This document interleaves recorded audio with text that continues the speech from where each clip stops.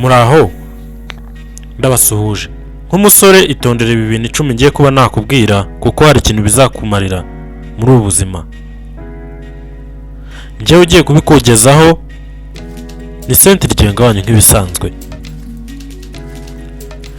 Hari ibintu byinshi dusigaye tubona muri iyi si ukibaza nimba ari ngombwa ko byakabayeho ariko bikakuyobera. Gusa reka nkubwire ibintu hano bizagufasha mu buzima bwawe. Icyambere, gupanga imishinga myinshi n'indi utarayisoza. Icyo ni ikintu kibi cyane kuko bigusaba gutatanya imbaraga zawe. Icya kabiri, itondera urushako.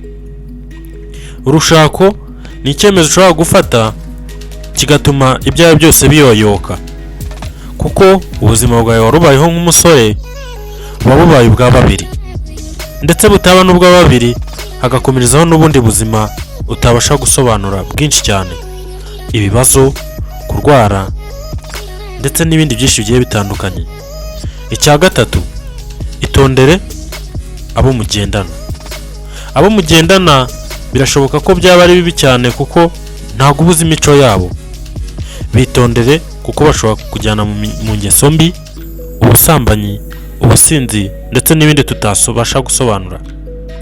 Wireba ku by'ababyeyi bawe bubatse. Icyo ni icya kane. Icyo ni ikintu ugomba kwitondera kuko ababyeyi bawe bakubyara n'ubundi imishinga yabo yarakomeje, ntago bahagaritse kubikomeza.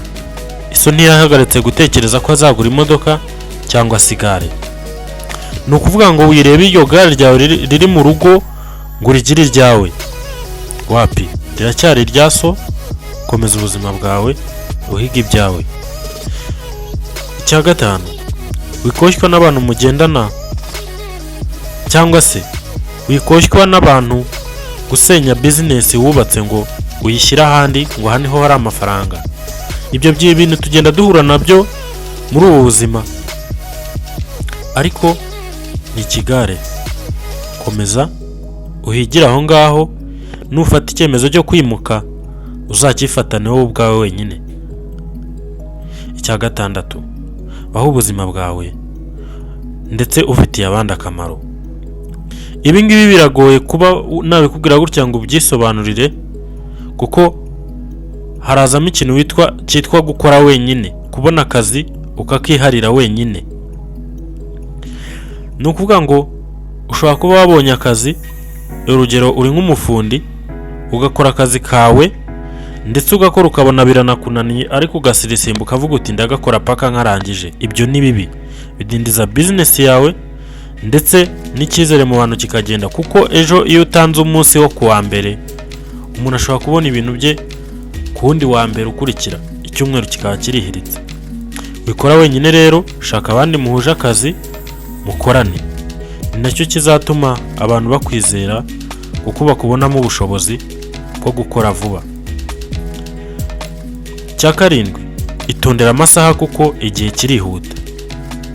Abantu benshi tumaze kubibona ko bagenda bakora akazi, ariko ugasanga hari n'ibindi bintu bagenda bongeramo mu masaha bitari ngombwa, kandi buriya tuba dufite igihe gitoya.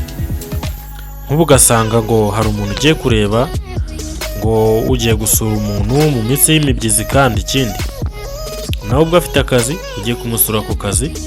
Ibyo bintu wa muntu azakubonera umwanya mutoya, kandi n'ibyo mwagiye mugiye kuganiraho ntibirangire cyangwa se ntibinagerweho, kuko abantu benshi barahumutse. Wowe ushobora kumva ko ufite akanya, ariko wa undi mu by'ukuri nta gihe agufitiye.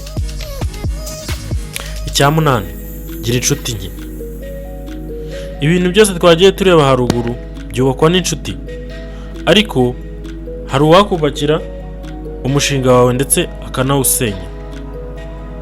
Akaza akagufasha, yego nibyo, ariko nyuma ishyari rikaba ryinshi ndetse rigatuma ibyawe byose biyoyoka. Gira inshuti nke rero kandi z'umumaro, kandi utagomba kuganiriza ibyawe, ubwo wabasha gukomeza ubuzima nta ngorane nyinshi.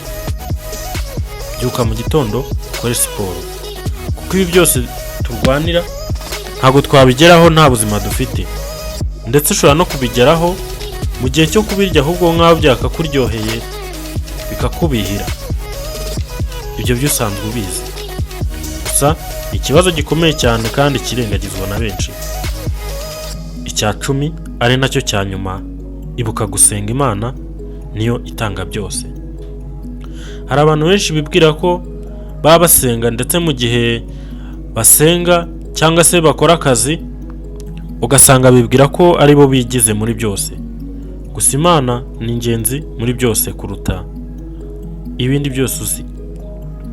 Kora ariko wibuke gusenga, ndetse usenge usaba Imana ubuzima bwiza, kugira abantu ndetse no kubahiriza amasezerano. Ibyo ni ibintu bizagufasha muri ubuzima. Hyacinthe Ryenga wanyu nk'ibisanzwe ndabashimiye. Wibuke gukora subscribe niba ari bwo bwa mbere ugeze hano, kugira ngo tujye tugenda tubana umunsi ku munsi, ibiganiro dushyizeho ubashe kubibona byoroshye.